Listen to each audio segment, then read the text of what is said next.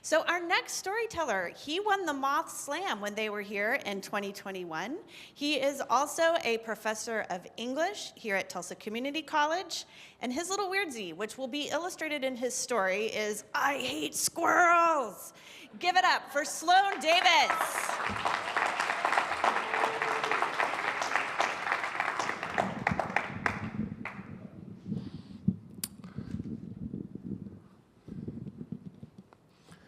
I reached a milestone this year, and that is I made full professor here at TCC.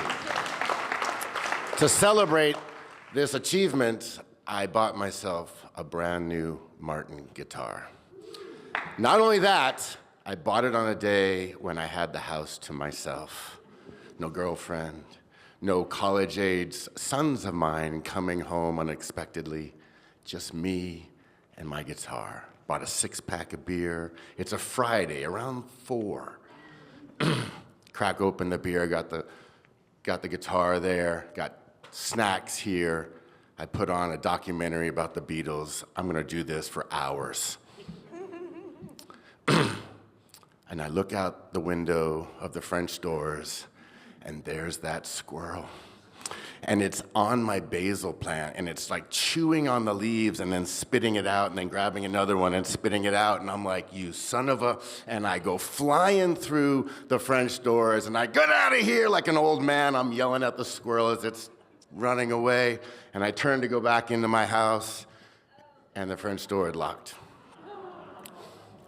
And I look through the glass, and there's my brand new guitar that I haven't even played yet.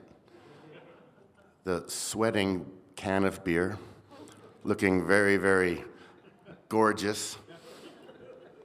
My wallet, my keys, my phone plugged in and charging. I look down, I see my bare feet. I look back in, there are my sandals.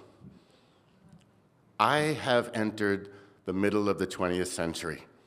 My house is locked up, sealed tight. I walk around looking. Stepping on acorns, and if you've ever stepped on an acorn barefoot, you know what that feels like. I don't know what to do. I stand in my driveway and I look out at my cul-de-sac. Again, it's 4 o'clock in the afternoon. All my neighbors are either at work or they're picking up kids from school, except for maybe my neighbor to the left, Patrick. He's in his 80s, tends to be a bit of a hermit. Surely he'll be home. And so I knock on the door, and yes, he's there. I tell him my situation. He lets me in, and he's like, I'll let you make a phone call, but try not to make a long-distance phone call. And he hands me a landline. And I look at this archaic technology in my hand, and it dawns on me that I don't know anyone's phone number. I don't know who I can call at this point, except my mother, because I know her phone number. She lives in Kalispell, Montana, near the Canadian border. I could call my mom. She could call my son, she doesn't text, who can then come and let me into my house. But I don't want to call my mom because she's 81 and I love my mother to death, but she's alone with her cat, and this might turn into a 20-minute conversation before I can get the ball rolling. And look, I started this whole day, all I wanted was some alone time, right? Just me, the guitar, alone time. And so I turn to my Patrick and I say, hey, I don't know anyone's phone number. So then he starts just talking, chit-chatting, and I look up the stairs next to the front door, and there are these bags of figs. And then there's this giant carton of crackers. And then there's cereal. And he's like, yeah, I use the stairs for my pantry. I'm like, okay, cool. And I like figs. And I'm like, yeah, I see you like figs. And then he starts to tell me how he has this shopping group that goes out about twice a month, and they decide whether it's Costco or Walmart, Super Walmart, Sam's, and they go shopping. And it's not a very intriguing story, but I listen.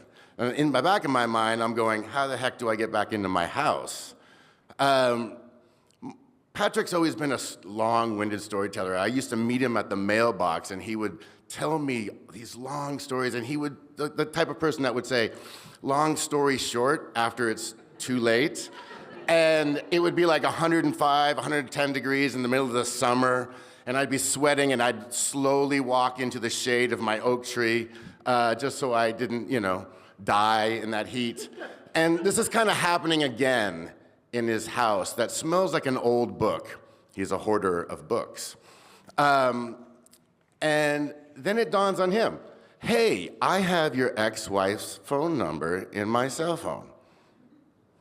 I say, okay, great. I give it a call. She doesn't answer because she doesn't recognize the phone number, but I leave a voicemail, and she calls me back. Okay, I'll let our son know. He'll come over and help you out. Thank you. It's going to take about 20 minutes, half an hour. So I know this. So now I get comfortable, and Patrick and I start talking, and I realize he hasn't talked to anybody in a while, and that he lives alone, and he really is wanting to chit-chat and just let some things out. And so we talk about Oklahoma history and the things that are happening in our world right now, and we're going back and forth, and it turns out to be quite a stimulating conversation. And as I'm leaving, my son rolls up, and I'm leaving, he grabs my arm and he says, Sloan, I really enjoyed this conversation. I'm so glad we had a chance to catch up. And I was like, me too, Patrick, me too. And I meant it.